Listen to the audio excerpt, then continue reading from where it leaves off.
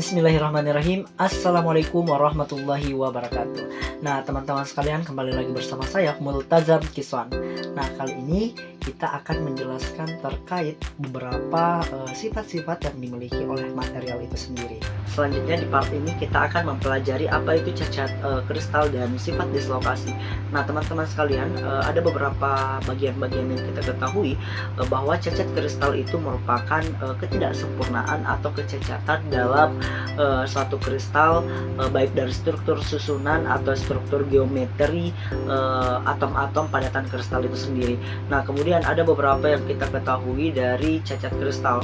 Nah, cacat kristal yang kita ketahui ini yang pertama adalah cacat titik. Nah, apa sih itu cacat titik? Cacat titik ini merupakan ketidaksempurnaan pada bagian titik yang disebut biasanya bagian-bagiannya seperti vakansi, intersesial, dan subsional. Nah, kemudian ada cacat garis. Nah, di cacat garis ini sendiri biasanya kita sebut dengan dislokasi. Nah, dan yang ketiga ini kita mengenal dengan cacat bidang. Nah, jadi ada beberapa bagian-bagian pada kristal yang mengalami kecacatan pada bagian bidangnya itu. Nah, yang kita ketahui secara umum pada cacat bidang itu ada beberapa jenis bagian-bagiannya, yaitu seperti batas, butir, dan batas kembar. Yang keempat itu ada yang disebut dengan stocking foul.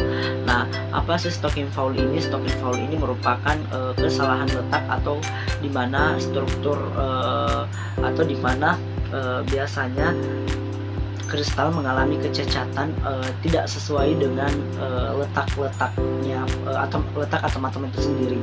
Kemudian ada yang disebut dislokasi. Apa sih itu dislokasi? Yang kita ketahui tadi, dislokasi merupakan cacat pada bagian garis. Cacat pada bagian garis ini yang dimana dislokasi itu merupakan bergeser atau hilangnya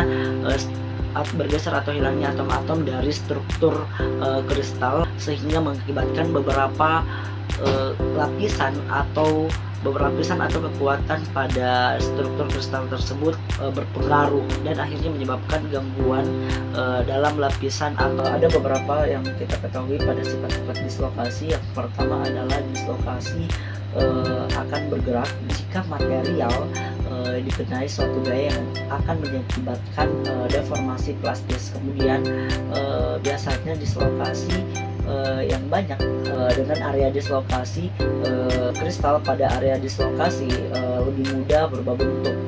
Dan yang ketiga itu dislokasi ini bersifat dapat menahan atau mempercepat antara satu dengan yang lainnya.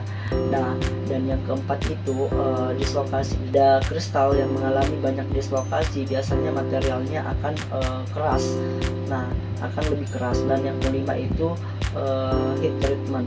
Mana heat treatment ini dapat menghubungkan antara dislokasi dengan melalui beberapa proses heat treatment. Ada beberapa jenis dislokasi. Yang pertama adalah dislokasi ulir. Nah, dislokasi ulir ini biasanya pada bagian kristal atom-atom ini akan bergeser ke atas. Atom-atom yang dari atas akan relatif bergeser ke bawah dan merubah beberapa bagian-bagian bentuk dari struktur kristal itu sendiri.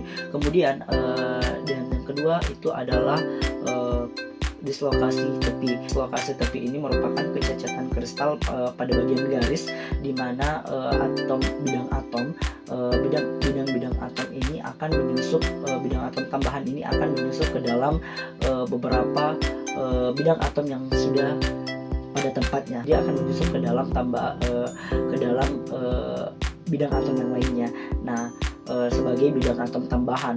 Nah, yang hal ini akan mempengaruhi perubahan atau sifat bentuk dari struktur kristal itu sendiri, baik dari segi struktur ataupun segi sifatnya. Yang ketiga adalah dislokasi campuran, di mana dislokasi campuran ini merupakan dislokasi kombinasi dari dislokasi tepi dan dislokasi ulir pada satu struktur kristal material.